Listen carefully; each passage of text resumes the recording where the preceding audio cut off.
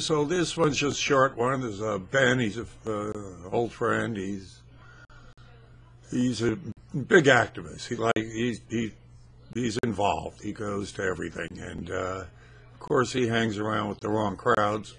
Then he comes by me and gets my perspective. Then I send him back off into the liberal cesspool there for him to, get his head chewed off. They won't come around to me to talk. They send him. But he was a little shocked about what happened to him when he hasn't flown in a long time. So he's a little shocked about his experience with the TSA. He went to pay with cash. And of course he was treated like a terrorist. And so he got a little hot for that. So if you like this one, you know what to do. You like it. If you care, you share. And go purchase something. Go to my tees or, get one of my designs a cell phone cover or tote bag or whatever the hell, sweatshirt. But if you just feel like throwing money at me, throw money at me. Here you go. I want to get for Thanksgiving an airplane ticket. And I've been taking Amtrak train for years, so I haven't bought an airplane ticket in a long time. Well, I go to pay with cash. And they said, sorry.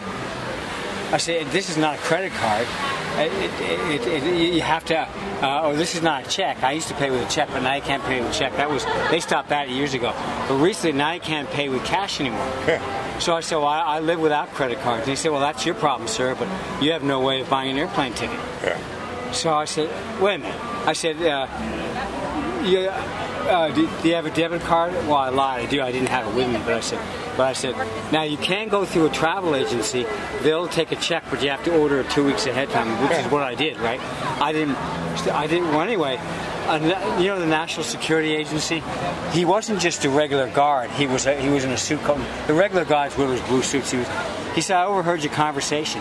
He said, you don't have any credit cards, if you don't mind me? I said, no. He said, well, this is the wave of the future. He said, as a matter of fact, in the future, credit cards, everybody, he said, progress, everybody is going to have a chip in their arm. Yeah. This is what he said, a chip in their arm under the skin, and you go scan it. You do everything with that, and it's all going to be connected to this was the security guy that was telling you. Yeah.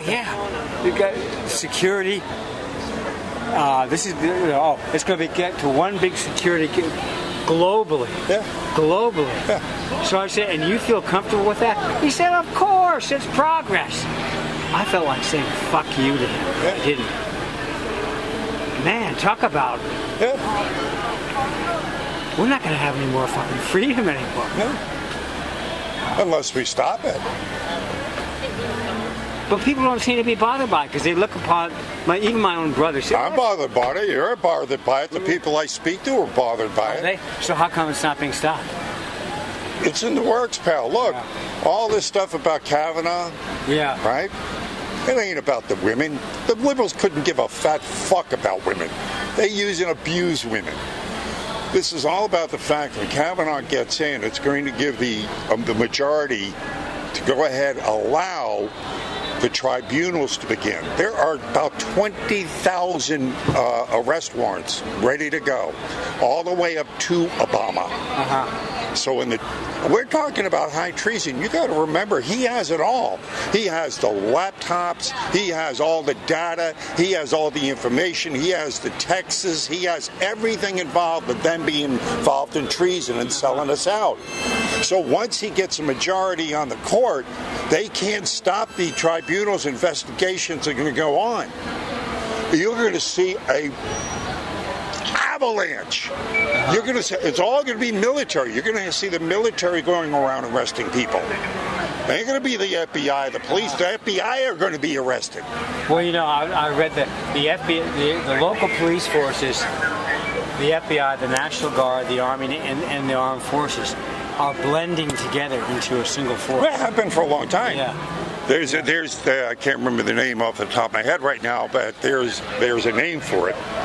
But yes, all of this has always, part of it was the Department of Homeland Security. How much did that go ahead and do, Let me interrupt you. I like that sign there, because Con News Today, corporate-owned media. You remember back in the 60s when I was a kid, late 50s, they used to be independent stations. They're not anymore. They're all owned by corporations. Yeah, I've been for a long time.